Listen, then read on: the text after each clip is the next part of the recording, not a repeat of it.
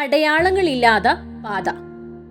Caleb തന്റെ ജീവിതത്തിന്റെ ഭൂരിഭാഗവും ആത്മീയത്തിൽ നിന്ന് വളരെ അകലെയാണ് കഴിഞ്ഞത്.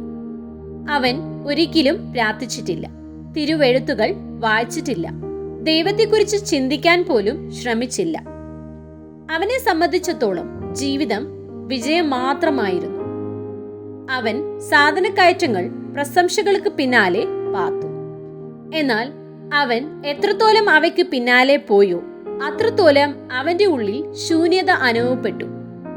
രാത്രിയിൽ ശബ്ദകോലാഹലങ്ങൾ അടങ്ങുമ്പോൾ അവന്റെ ഹൃദയത്തിൽ ഒരു വിചിത്രമായ വേദന നിറയും. അത് എന്താണെന്ന് വിവരിക്കാൻ അവന് കഴിഞ്ഞില്ല. ഒരു വൈകുന്നേരം, നിരാശകരമായ ഒരു പകലിന് ശേഷം, കാലേബ് തന്റെ കാറിൽ കയറി യാത്ര തിരിച്ചു. ലക്ഷ്യസ്ഥാനമില്ല, പദ്ധതിയുമില്ല. സ്വന്തം ചിന്തകളിൽ നിന്ന് രക്ഷപ്പെടാനുള്ള ഒരു ശ്രമം മാത്രം. ഒഴിഞ്ഞ ഒരു ഹൈവേയിലൂടെ വണ്ടി ഓടിക്കുമ്പോൾ റോഡിനരികിൽ ഒരു ചെറിയ ബോർഡ് അവന്റെ ശ്രദ്ധയിൽപ്പെട്ടു. അത് തിളക്കമുള്ളതോ ആഡംബരമുള്ളതോ ആയിരുന്നില്ല, എങ്കിലും അത് അവന്റെ കണ്ണിൽ തട്ടി.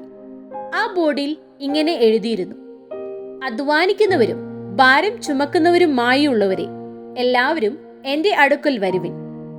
കാലേബ് കാർ നിർത്തി. അവൻ ആ ബോർഡുകളിലേക്ക് തന്നെ നോക്കി നിന്നു.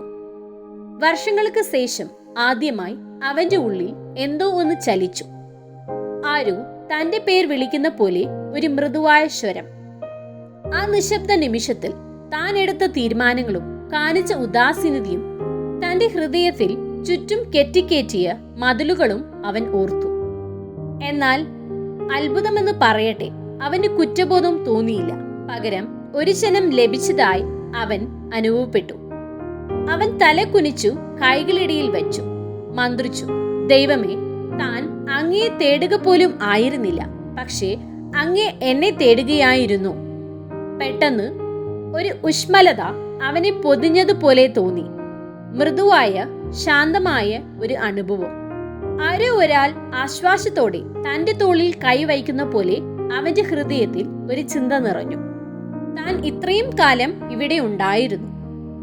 താൻ വർഷങ്ങളോളം ദൈവത്തെ അവഗണിച്ചിട്ടും ദൈവം അവഗണിച്ചിട്ടില്ല എന്ന് കാലേബ് തിരിച്ചറിഞ്ഞു.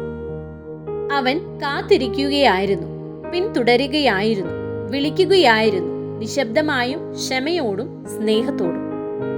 ആ വിജനമായ ഹൈവേയുടെ അരികിൽ വെച്ച് കാലേബ് തന്റെ ഹൃദയം തുറന്നു. താൻ ചുമന്ന ഭാരങ്ങളെല്ലാം അവൻ ഇറക്കി വച്ചു. അനാവശ്യമായ നെട്ടോട്ടങ്ങളും നിരാശകളും അവൻ ഉപേക്ഷിച്ചു.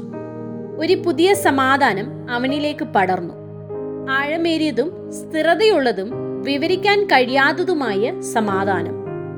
അവൻ വീട്ടിൽ തിരിച്ചെത്തിയപ്പോൾ ലോകം മാറിയിരുന്നില്ല, പക്ഷേ അവൻ മാറിയിരുന്നു. ആദ്യമായി അവന്റെ ആത്മാവ് ജീവനുള്ളതായി അവന് തോന്നി.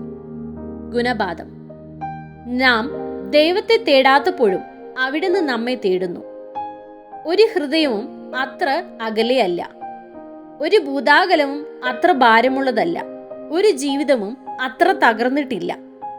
ദൈവത്തിലേക്ക് തിരിയുന്ന ഏതൊരാൾക്കും സമാധാനവും ലക്ഷ്യബോധവും പുതിയ ഒരു തുടക്കവും നൽകാൻ അവിടുന്ന് ഇരു കരങ്ങളും നീട്ടി കാത്തിരിക്കുന്നു.